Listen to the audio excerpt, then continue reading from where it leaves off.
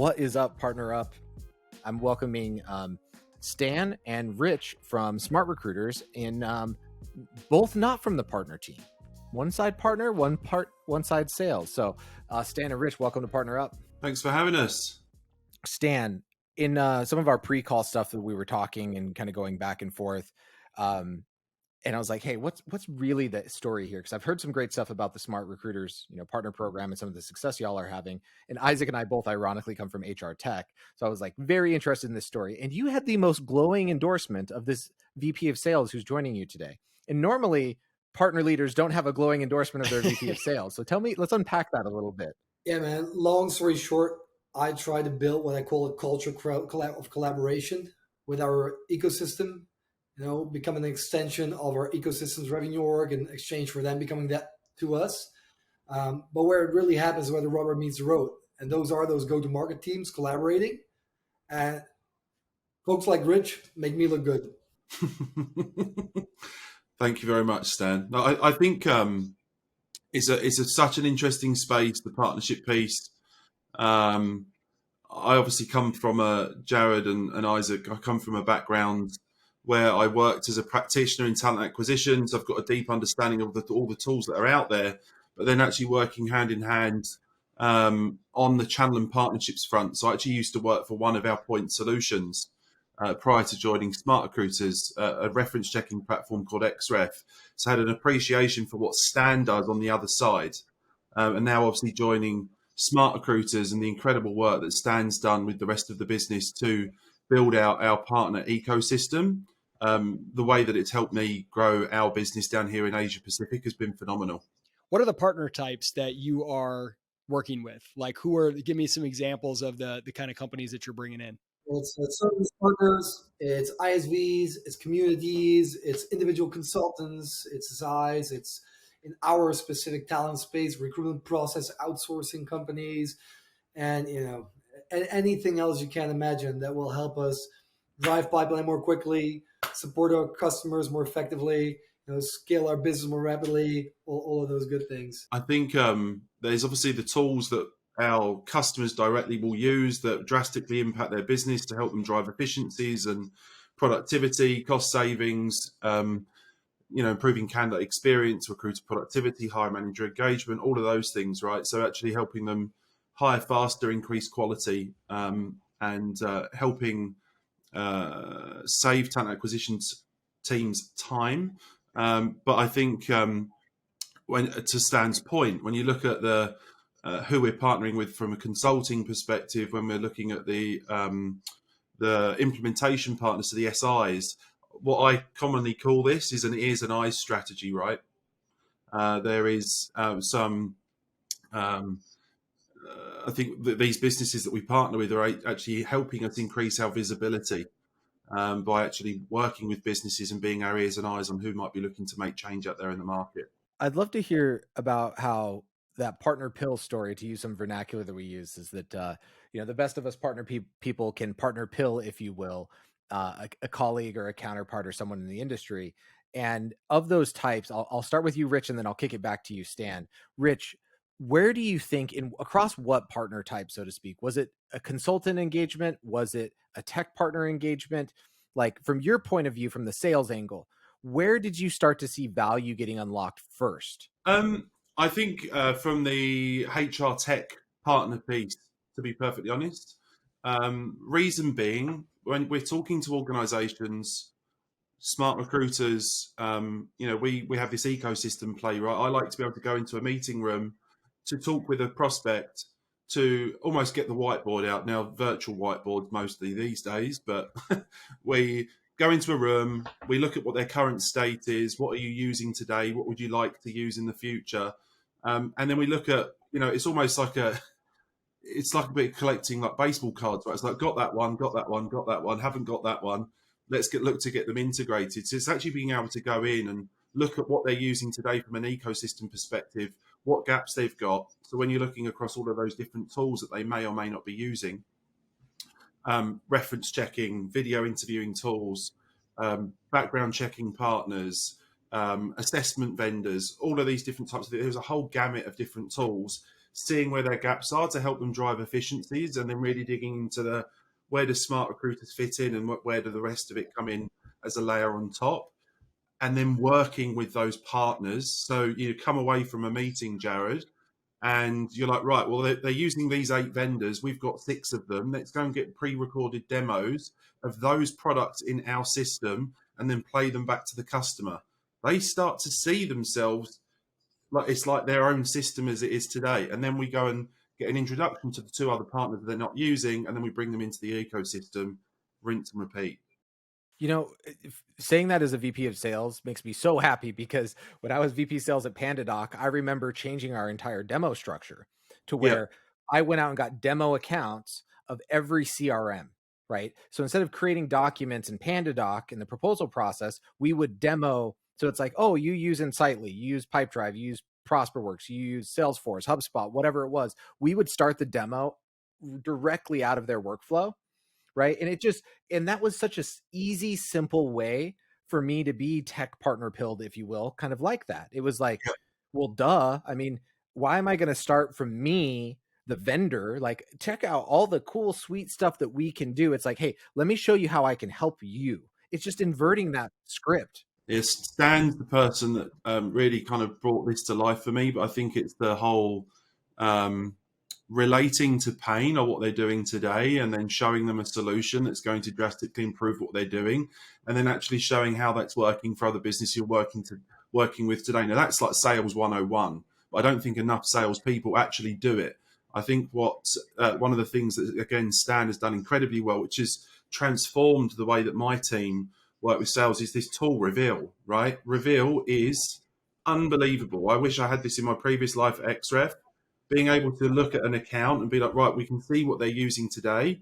Let's go out. So when we actually go into that first meeting with them, we can talk about almost like they're using our system as it is, with all of these different tools that they're using, and then obviously work with those partners to make sure that the integration into SmartRecruiters is as seamless and as beautiful as possible, so that when they're getting almost doing like an indirect reference, they go, oh, of course, going to endorse us. Because they're like, yeah, absolutely. SmartRecruiters is brilliant because it's the best integration that we've got in the market. Yeah, so I wanted to chip in on that. To me, this should be partner policy. In my opinion, this should be part of job descriptions. You shouldn't be demoing. You shouldn't be going into any presentation meetings before having gathered intel, as much intel as you can about the account. Now, how can you really justify having done a deep discovery if you haven't spoken to every partner on that account? And Rich has implemented that, and I've seen this guy get promoted to VP and win the best region belt. And I guarantee that if other teams emulate what he's been doing, whether it's at SmartRecruiters or somewhere else, they will be more successful. Now, I'm not saying you need to spend the same time with every partner. So there's this axis, right? Then there's the axis of deal influence versus the time you spent with these partners. But you need to quickly figure out about every partner on your account, how much deal influence they actually have on your deal, and spend more time with the ones that have more influence. And I mean, one of our values is as one. And I love how, I'm able at SmartRecruiters with guys like Rich and other people to translate that into our ecosystem and actually come into these deals as one. Because I've used the term our ecosystem a few times already, and I think we should all step away from that. There's no our ecosystem, you're part of a ecosystem, and it's up to you to leverage that to your extent. Anytime we're on a deal, most of these partners integrating with us are also integrating with all of our competitors. But people like Rich will make them value us more than the competitors, because guess what? We actually reach out to them and talk about how we can win together and deliver together, when most of the time our competitors won't even reach out. And that stuff is huge in the partner game. I think we all know as well, Isaac, Jared, that us salespeople, and I'm going to talk about it because I'm in sales, we can be such transactional bastards when we want to be. Like, it's like, it's just like, if I do one thing for you, I expect something in return. It is a long game.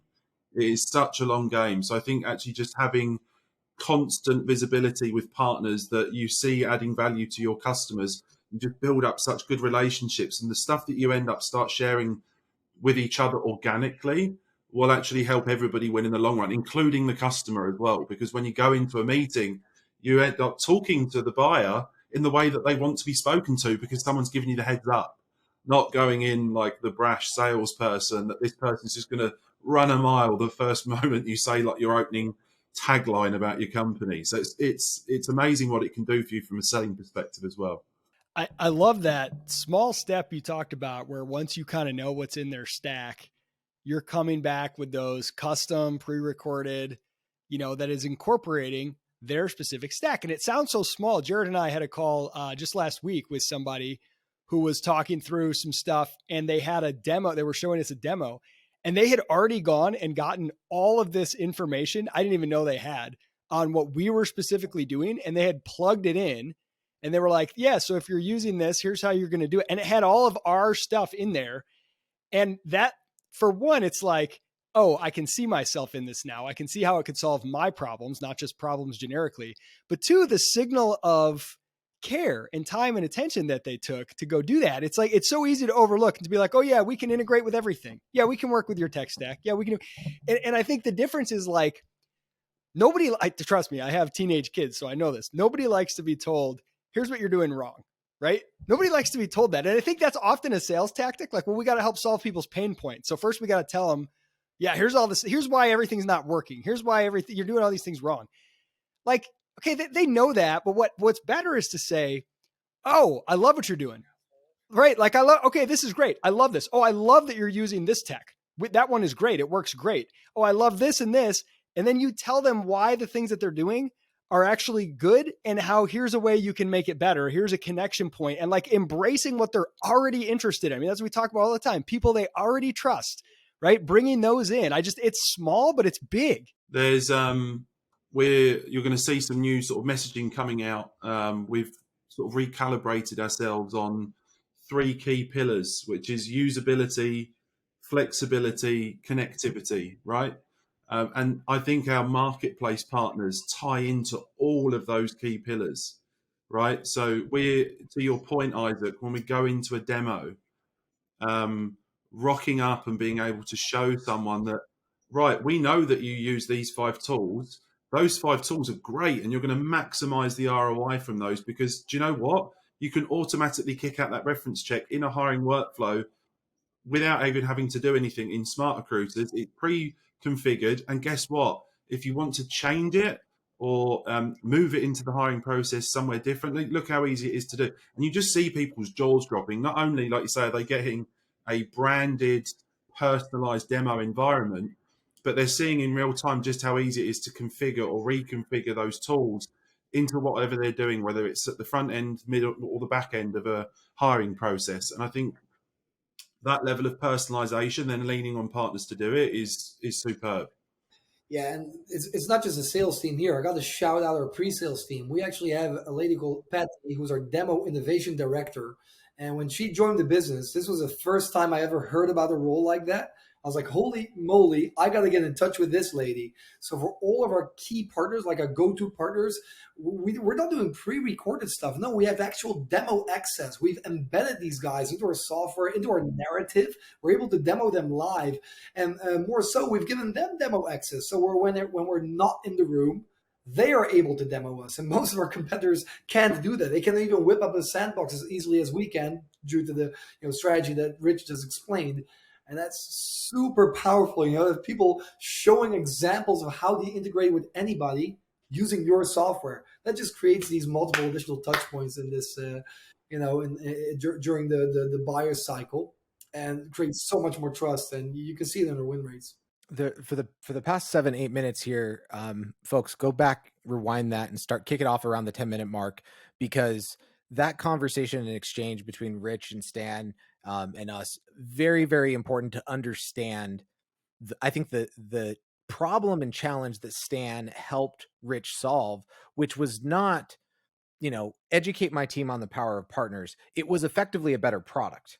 Right. So Stan, you knew that being able to show this value in a workflow in this environment, and of course, having demo engineers, I was actually going to bring that up as an aside. I was like, hey, I see there's demo engineers at SmartRecruiters. I bet one of the roles of demo engineers is to be able to showcase partner workflows. So that way you're pitching a solution, not a point solution. right? So I kind of assumed as much. I'm glad to hear that interwoven. But what you've been able to do with that pre-sales organization and then the partner narrative is give Rich and his team a better product to sell, right? Which is not just the product that the customer ends up using. It's the pre-sales environment. It's the deck. It's the narrative. It's the fact that it's living where the customer is. Like, Rich, if you're evaluating, okay, I have internal slides or I have this demo custom way that I can sell now, like, you're going this route every time, right? Yep. I think the other interesting part to that, right, is the way I see it, having been on the talent acquisition buying side and now selling back to my former self, essentially, is people pay like crazy amounts of money to get advice on what should we be buying, right? So if you're actually talking to a prospect and you're able to show them SmartRecruiters and they're like, we don't have anything for reference checking today, we're doing it manually. You're like, right, well, we work hard to make sure we've got the best in the business plugged into SmartRecruiters. Let us make some introductions for you. People would pay 20 grand for that kind of advice, right? So we're actually, what we're able to do is to sit there and say, look, depending on what you're looking for, we can introduce you to 1, 2, 3, maybe even 5 partners to take a look at. So I think you kind of really start moving into this like trusted advisor role rather than I'm here to sell you SmartRecruiters and I'm going to shove as much of SmartRecruiters down your throat as possible. It's not what I'm here for.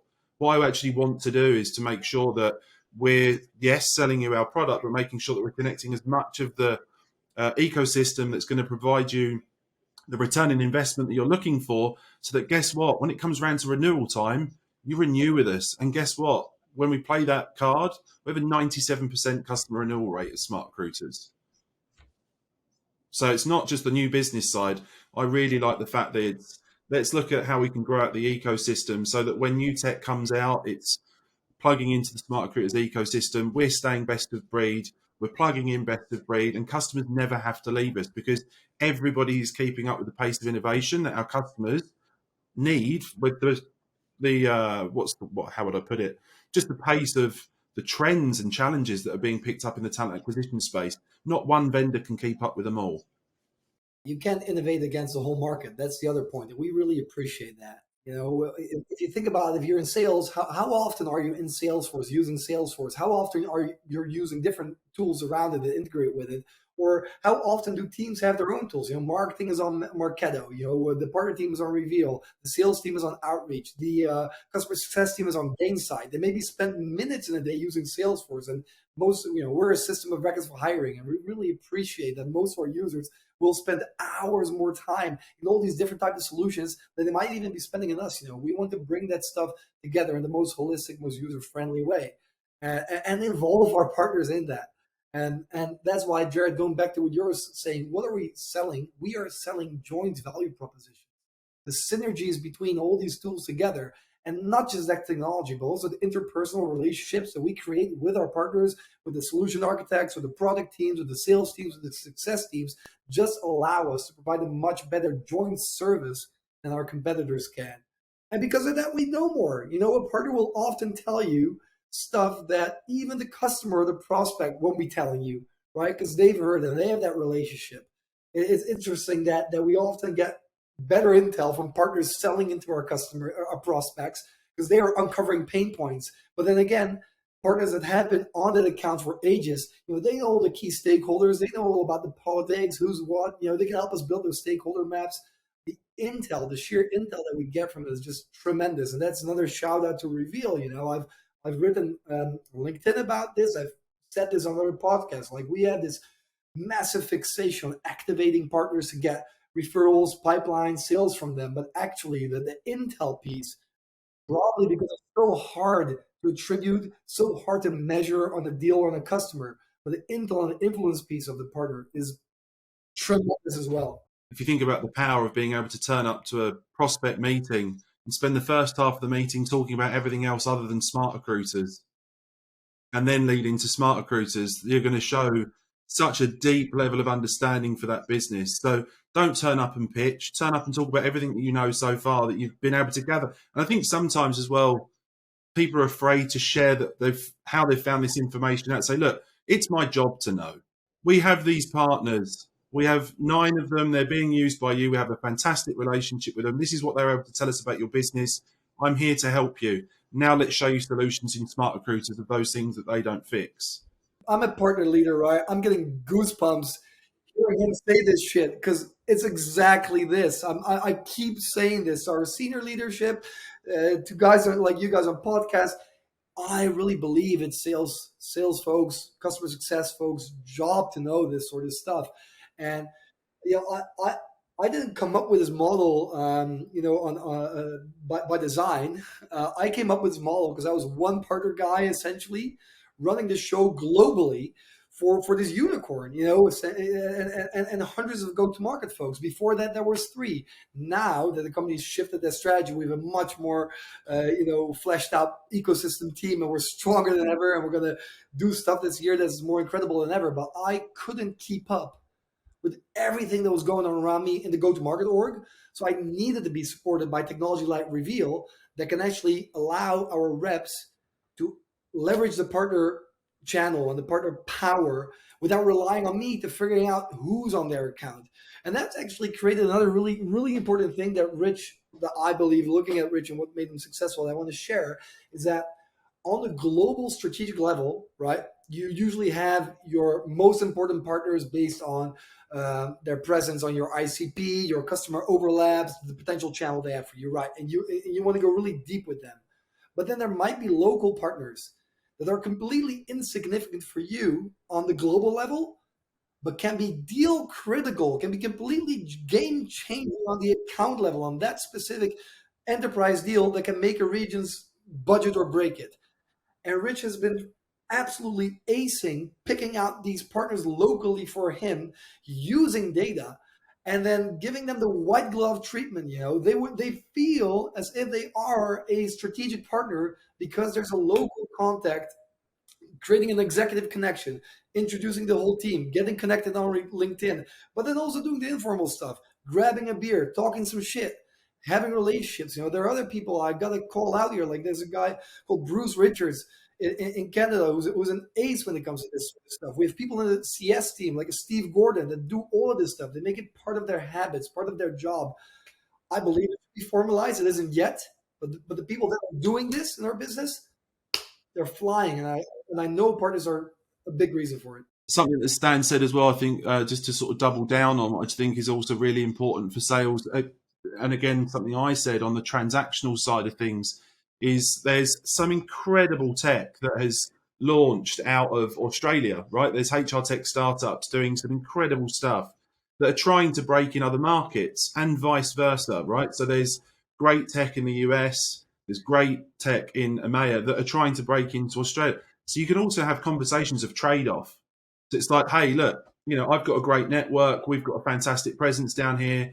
My customer success leader, Brett Potts, big shout out to him. He's running these partner inspiration sessions with customers at the moment.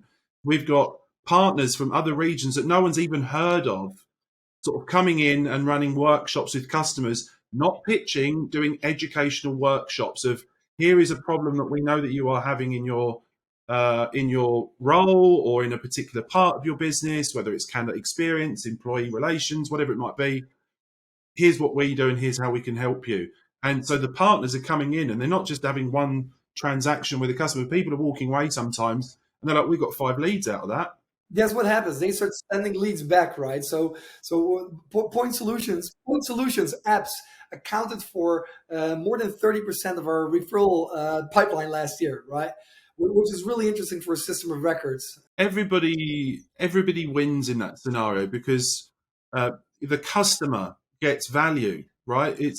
I think, again, going back to that piece of, if you think about head of talent acquisition or a chief HR officer in our space, they are so busy keeping the lights on in their business at the moment. I think of myself as an asset to those people so that they can lean on me for advice. So it's like, hey, look, what we're going to do is we're going to bring a partner in and we're going to put them in front of you. This is someone that we are seeing everywhere else that you're probably not looking at the moment. Take a look at it if you like it. And then there's no, you don't have to buy it. You can just keep in touch, right? So they come in, they educate, they add value. Can they buy you now? No. Can you in the future? Probably yes. Great. Off we go. And it's constantly adding value. I want to talk about another thing because we're talking about these ISV partners. Don't get me wrong, I freaking love them. I got into this game because I'm kind of a tech nerd, but I want to talk about services partners, right? Because this is one of these topics I've read about it. I hear these podcasts about them, like, oh, it's so hard to break in there. So we have this thing called hiring success, which is a methodology, a philosophy. It's a better way to get bums on seats on time and on budget, right? But in Rich's opinion, especially down under, it was a bit fluffy at some point. Like, what are we really talking about? But the actual thing that it was is the closest you can come to actual consulting, of people in the hiring process. Then we have this other thing called the hiring success business assessment. Like if hiring success is, there's a better way to hire, that the business assessment is the closest thing we come to business value engineering. How do I stack up across 4 maturity levels to that new way of hiring? Well, what language am I speaking now? Consulting language. Business value engineering, certifications, assessments, new models, digital transformation. This is what these companies, earn money from. And what Rich has done incredibly well is what I'm trying to pitch to this company is the only way that these services partners will care about us is if we become their product. If they can make money identifying the need, if they can make money validating the need, if they can make money either referring or potentially future reselling us, then implementing us, then in many cases even staffing, the teams that use the tool. Rich and I had a 30-minute conversation about this, but we coming in and actually being told on Slack, like, I don't really believe in this approach. And meanwhile, this was my baby, trying to set up new global service partnership by become humble enough to understand we won't be the most important thing for this company, but if we can get some of their strategy team to buy into this, if we get some of them implementation teams to buy into, ripping and replacing essentially our key target system of records, these old legacy HCM softwares, recruitment modules with us.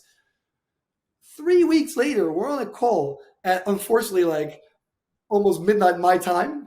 And I don't think I can mention the name yet, but we're talking about the company hiring 200,000 people as we speak.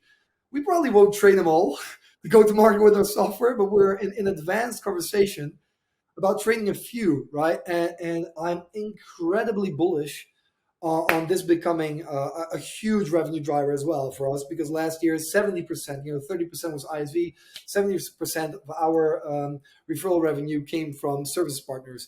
But exactly the same stories with these ISVs.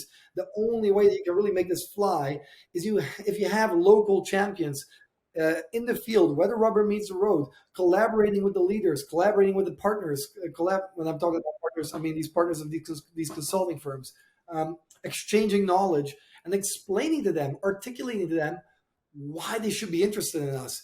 Part of that is obviously the partner sales process, but then the actual credibility comes from people like Rich that are there locally, right? Not from that small partner team. And I'll be controversial here because I know there's a loads of these, partner account managers managing these accounts, but I even think that a big chunk of this partner account management, services partner account management, should sit with those local leaders, local sales teams, local success teams, because they are ultimately the ones that will, again, be collaborating on the account level. And that's why the rubber meets the road, not the team. So I wanted to address that. I think putting in its simplest form as well, I especially in this market at the moment, if I was to ask my team that work with me, my AEs, would you rather go and spend time with local partners, whether it's ISVs or HR tech partners, to share information, build on your knowledge of a particular prospect, get a foot in the door, and then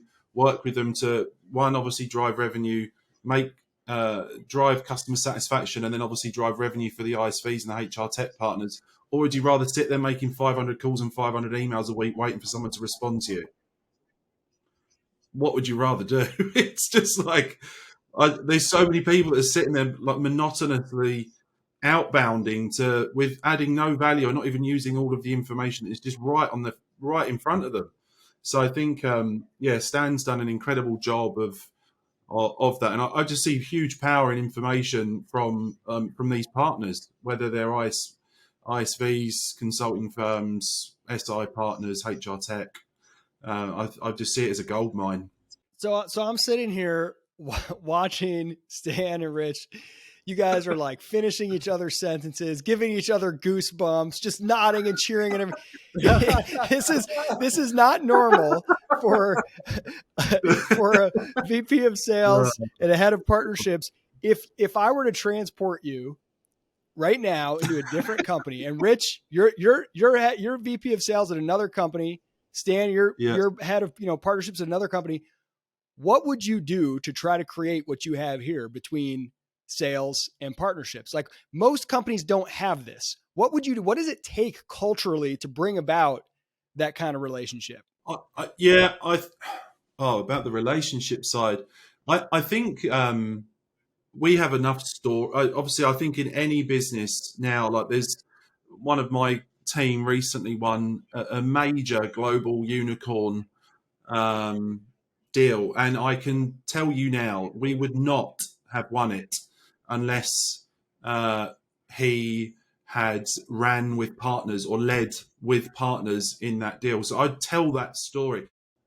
But I believe, I think using a tool like Reveal just to show you how much information is out there, first and foremost, would be something that would obviously just show account overlap, so that you can actually start to see. The thing that I love about Reveal is it just eradicates the bullshit of spreadsheets, and it just allows you to kind of go in and be like, right, brilliant, I know exactly where I stand from a current tech and tools being used, so I can go and lead with a very meaningful and impactful conversation with this prospect. So I think if we could get Reveal in, that would be the first thing that I would likely do. Obviously then working with someone like a Stan to go and get all of those partners connected.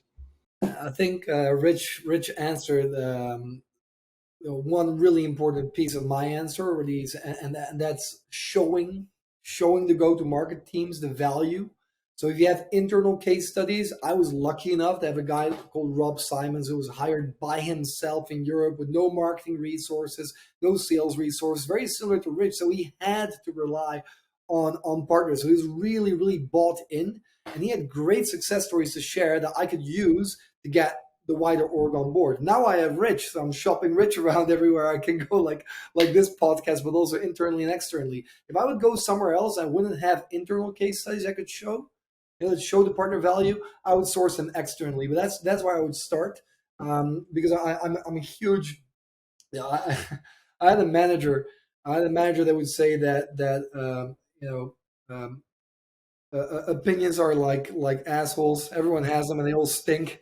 And data, on the other hand, you can't argue with data. So when you have a really strong case study, and then you have account mapping technology like Reveal that can show you the partner potential, the next two things that I would do are more around the people and the process, right? Because Reveal is like a hammer, but if no one grabs it and actually hits the nail on the head, nothing happens, right? It's a tool. So you need to create partner processes that allow you to really quickly, effectively, in a great user experience type of way, connect with partners and work with them. And then finally, the interpersonal piece usually needs to be kind of handheld at the beginning.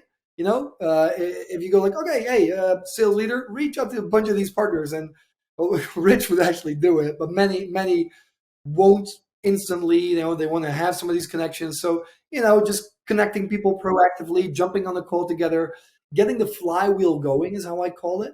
But then once it gets going, referrals are being shared, win rates are going up, customers are singing, each other's praises. These teams are seeing success. Then you get that flywheel spinning, that snowball effect, whatever you want to call it. And it gets easier and easier. And to be honest, I'd be lying if I said this was an easy journey for me as a partner leader at SmartRecruiters. I jumped through most of the hoops and most of my fellow partner leaders have to jump, and I had some fires extinguished and some credibility lost and gained back. But right now, having people like Rich and a few other success stories in my backpack, I feel like, again, we're stronger than ever. I'm expecting it to be easier and easier to drive more and more impact.